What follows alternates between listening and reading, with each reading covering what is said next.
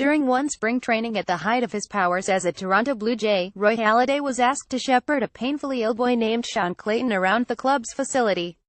It was Sean's wish to meet the best pitcher in baseball. As a rule, Mr. Halladay did not do interruptions. He was obsessed with routines to the point of mania. But he broke them that day to spend hours with Sean. They ended up huddled together in a dugout, forehead to forehead, whispering and sharing a bag of sunflower seeds. Afterward, Sean cried. Sean's father cried, and Mr. Halladay, usually as stoic as an Easter Island statue, very nearly cried himself. Story continues below. Advertisement read more. Former Blue Jays star pitcher Roy Halladay dies in plane crash. In photos remembering the career of Blue Jays great Roy Halladay. It's the good part about being a baseball player, he said. Mr. Halladay was already perhaps the greatest pitcher ever produced by the Toronto organization, and on that day it occurred to you that he was one of its great people as well. Mr. Halladay, 40, died Tuesday in an aircraft crash in the Gulf of Mexico just off the coast of Florida. Police said he was alone in the plane, but couldn't confirm where the plane was headed. The cause is thus far unknown. The National Transportation Safety Board is investigating.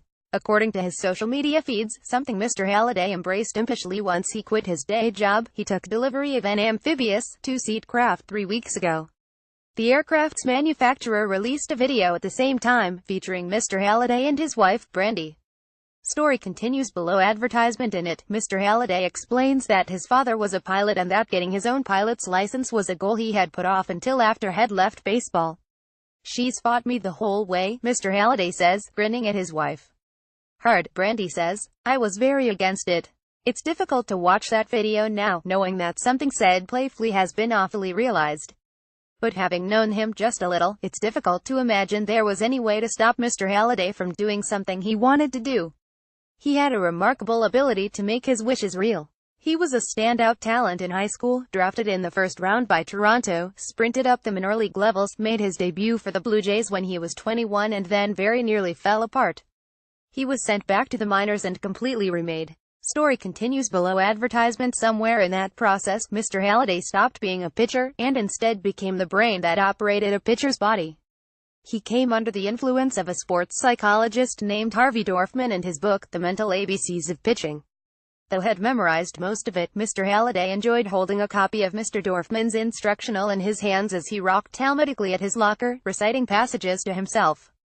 That was the only sort of speaking he appeared to enjoy. Though an enormous man, 6'6", 225 pounds, Mr. Halladay had a way of punching to make himself seem smaller. He did not like being noticed and never seemed to fully warm to his nickname, Doc. Mr. Halladay had trouble explaining how he became so good. 2-time Cy Young winner, 8-time All-Star, owner of a perfect game as well as a playoff no-hitter, and didn't like trying. After watching him for years, one suspected it was more an act of will than physicality or mechanics. One of his teammates, David Percy, summed it up thusly: some guys can pitch. Doc paints. On one occasion, Mr. Halladay's signature weapon, the cut fastball, deserted him briefly. He made a small adjustment to resuscitate it. Asked to demonstrate what had changed, he moved his finger a micrometer across the ball. "It isn't much," I muttered. "It's everything," Mr. Halladay said. There is an overdone tendency to attribute shamanistic qualities to a certain type of athlete, but Mr. Halladay made it unavoidable. When you tried to get inside his cognitive regimen, he'd say he'd quit playing chess because he'd got too deep into it, or explain how he spent his downtime on the bench reconstructing outfield placards in his mind in order to hone his mental acuity.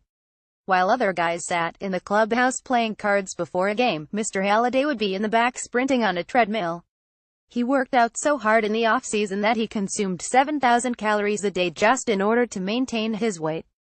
His ethic was so Herculean that it made everyone around him vaguely ashamed of themselves, including his teammates.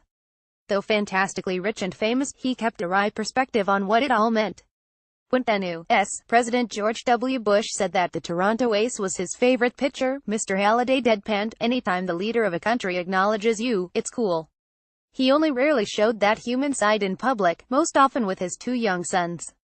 I recall a night in Colorado. Mr. Halladay had pitched, though I couldn't say how well. Afterward, he came out of the visitors' clubhouse and spotted his father waiting there in a crowd.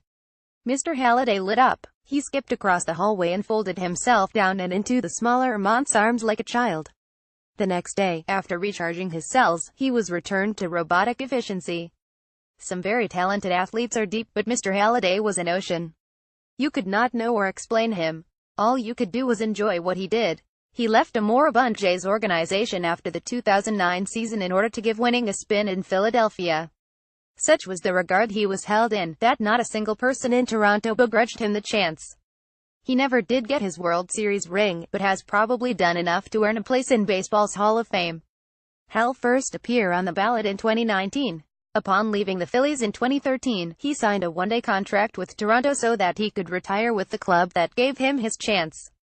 After quitting baseball, Mr. Halladay seemed to take a conscious decision to lighten up. He fished more and gained a little punch. He deployed an endearing, middle-aged dad style of humor on Twitter. Every picture of Mr. Halladay grinning or clowning around still seems odd to those who knew him when he played. He coached kids some and got his pilot's license. He did all the things he couldn't when he was too busy being utterly consumed by becoming one of the great ball players of the 21st century. 40 is far too soon, but the breadth of Mr. Halladay's accomplishments cannot be defined by time. He decided what he wanted to be and he became that, again and again. What better thing can be said of any life?